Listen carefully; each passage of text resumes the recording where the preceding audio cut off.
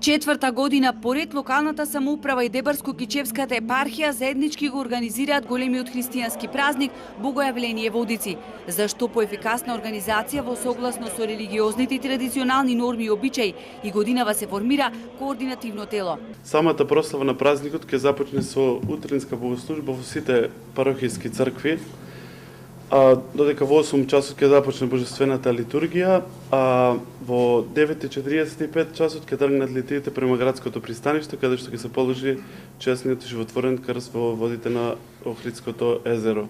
Пред неколку дена Нушкачкиот центар Рамфора веќе изврши расчистување на просторот каде што ќе биде фрлан светиот крст. Сите оние капачи кои што ќе бидат пријавени, Црвениот крст организира бесплатни прегледи на 18 на пунктовите кои што ќе бидат поставени околу капетанијата. Од локалната се надеваат на масовна посетеност, бидејќи овој верски празник треба да биде искористен за промоција на градот Охрид.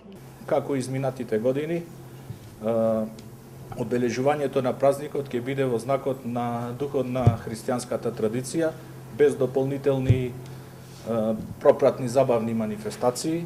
Досега нема најава за присуство на нити една домашна или странска делегација.